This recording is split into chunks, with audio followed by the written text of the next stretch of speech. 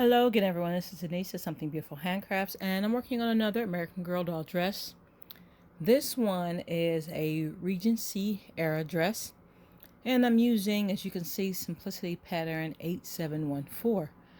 You know, for me, the hardest part of making the dresses is laying out the pattern on the fabric. Now, I was at Walmart again. I went to Joann Fabrics. Didn't really see anything I liked. So I got some fat quarters from Walmart. This is, once again, the smallest pattern they had. And it's okay. I like polka dots. So I was trying to lay out as many pieces as possible onto the fat quarter. And so far I got the waistband and the front skirt and the bib front, the blouse front. And then there's the blouse interfacing over there, the blouse back and the sleeve. And so the skirt back will have to be cut out on the other piece of the fat quarter, on the other fat quarter. But I think I did pretty good with this one right here, laying that out, cutting it as close and careful as possible. Now, in order to make the lining fit, I had to turn it around, and it doesn't actually really matter because it's going to be lining. You're not going to see it anyway, so it doesn't really matter which way I cut that out. So I get those pieces cut. Now, I've been told, or it's been said, that Simplicity patterns are not the best patterns for beginners, and you would think differently because it does say Simplicity. So if you're a beginner, there might be some easier patterns. I've been working with patterns and not using patterns for like the last 30 something years. So I've never really had a problem with Simplicity patterns. And mostly it's because I use the patterns as a quick way to cut out shapes, and especially for scale. I mean, I could draft my own patterns, and I really could just hang this pattern on the doll and get an idea and draft it. But it's just so much easier to grab a pattern. It just saves me a little trouble. I don't actually read the directions. I know maybe that's a terrible thing to say, but I don't actually read the directions when it comes to these patterns. After you put together so many dresses, so many blouses, so many shirts of specific, types or eras, or as long as it's something I'm familiar with, it's not going to really be that hard to put this together the way it needs to go. So I don't really have a problem following directions with the Simplicity ones as far as it's concerned. And you know what? I generally don't cut out the notches. In this case, what I'm going to do for the notches is I'm going to take the black marker, the marking pen. You know what? I'm not sure if the ink is a disappearing ink by light or by washing. I need to check the other garment and see. No, the markings are gone. I could probably just read the package. But I'm going to put those markings on there where where you can see these at, and match everything up. But like I said, I just generally don't have a problem with the Simplicity patterns. Okay, so I'm going to go ahead and finish cutting these guys out, and then I will do this one a little more in detail and show you how I'm going to pin them together. I was trying to remember that I did say I was going to show more of what I am doing. We got the pieces cut out. I did the gathering right here for the front bodice, which of course is all pinned up now, she can't see. And then I trimmed around the top and around the sleeves and lace. I had a thin lace on. I didn't have enough of it, so I tried to doctor it up. It didn't look good, so I put this one on. It should look better. And then most of the time, whenever I do dress patterns, whether it's for the dolls or for people patterns, you usually sew the bodice up, and then you sew the sleeves and set the sleeves in. In this case, I actually set the sleeves in flat. Just sew the bodice at the shoulders, set the sleeves in flat, and now I am sewing the line from the edge of the sleeve down the sides of the bodice.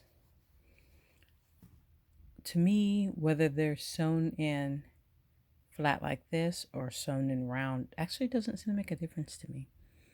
But I just did it in the order that the pattern called for in particular, just in case there was some reason why I need to do that in that order.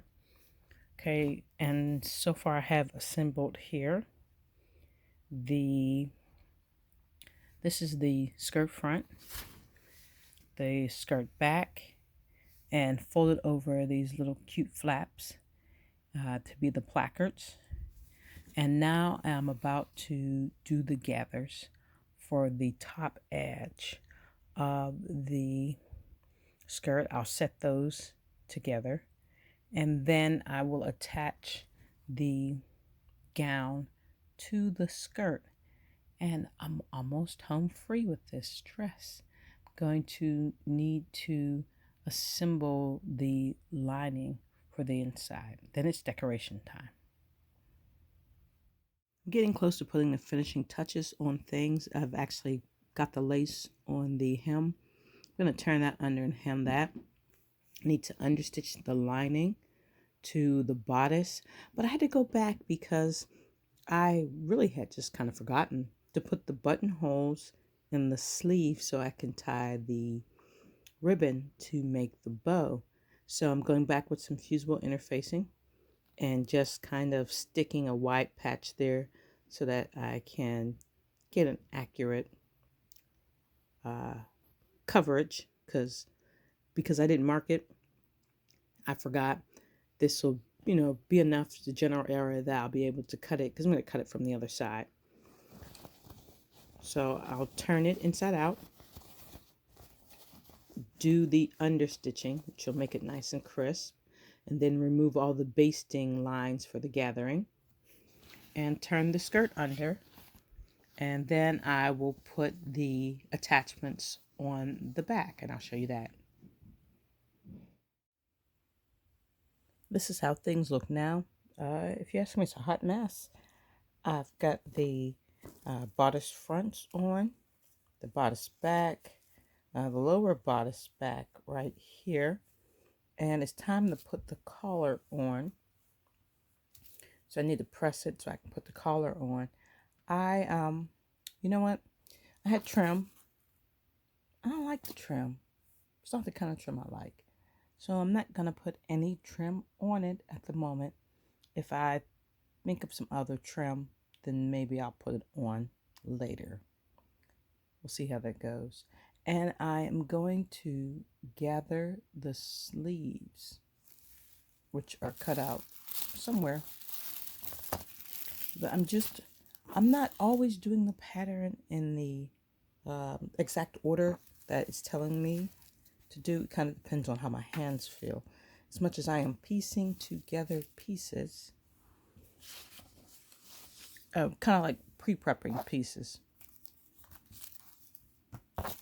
and then putting them where they go. Okay, so on the sleeves, they need to be gathered from notch to notch. So I will prep that gather, and then I will do my pin tucks and have it ready for its next step.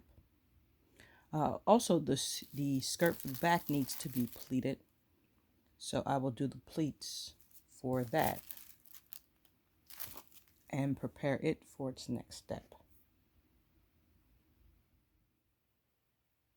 So I'm just going to show you a quick example of the pin tucks. I did the gathers right here, and usually I just leave like 2 knotted ends so that I can pull and adjust the gathers as I am placing it around the armholes. Okay, so we got our pin tucks, and I traced the pattern on with the disappearing ink, though in this case it doesn't really matter because these are going on the inside. Pin them up straight in, and then I'm going to press this. Like I said, what I'm doing is I'm piecing, individual parts, and then I'm gonna whip out the iron and iron all these parts, and then continue with my assembly. Like this needs to be ironed, the collar, and the apron needs to be ironed up.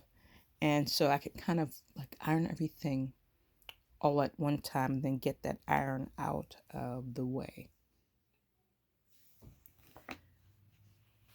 I'm going to iron the dress. You can see I've got some creases here and I want to make it nice and neat.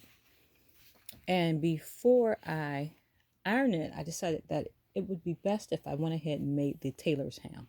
So this is the tailor's hem. And I downloaded this pattern from Pixie Fair. It's one of the free patterns. It's got some loose threads left over. And it's actually, this side is one of my old wool skirts. And then the other side is cotton. So what this is meant to do is to iron round shoulders and round parts of a garment that would be kind of creased and flattened if you tried to iron it with a flat ironing board. There's also another part of the pattern that's kind of like a rounded cylinder for you to stick inside of sleeves. For me, this is especially important for pretty much any gown from here till probably the 30s, because these puffy sleeves are hard to iron flat like this.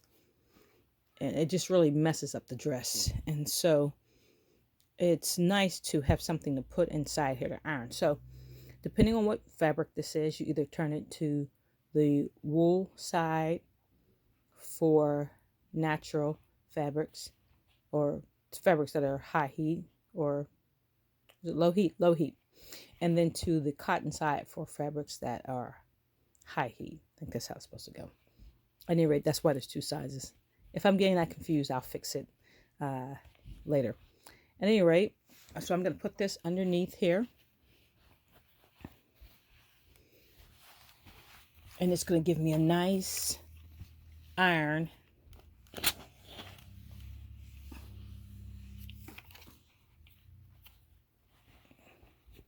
In these places here without flattening the dress. That's nice right there. Okay, good. Now in this section, I'm going to go to iron flat. I'm going to iron this hem down. I'm going to be very careful because the dress is cotton, but the hem is not. It is the polyester lace, because that is what they had at the store.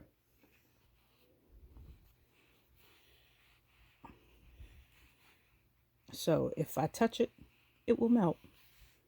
And that is something I don't want.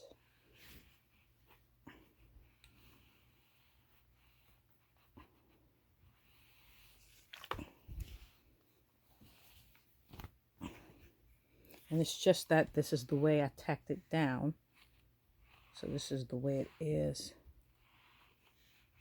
That the pattern called for tacking and then flipping it.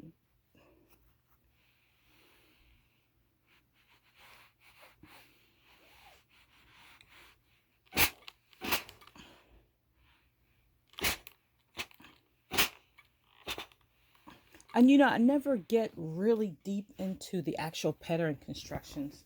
And I think a lot of times that's because I don't want to violate any copyrights by talking too much about the patterns. But if you find that there is a pattern that you would like me to do, I can always just contact the ladies at Pixie Fair and some of the other designers for the patterns I'm using and ask if they would mind.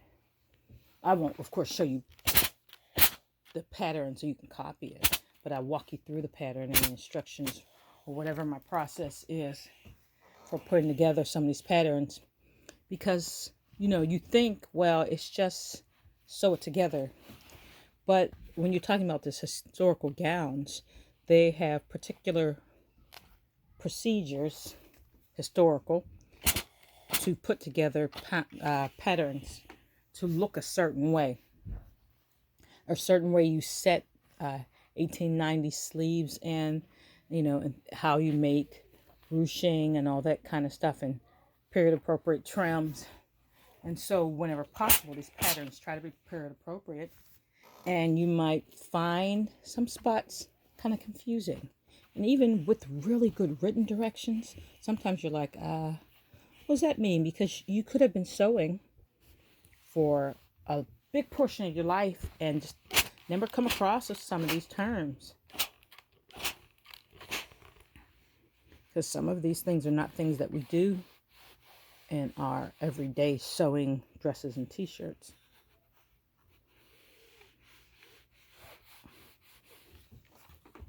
Okay, this would be a spot right here where I would use my hem.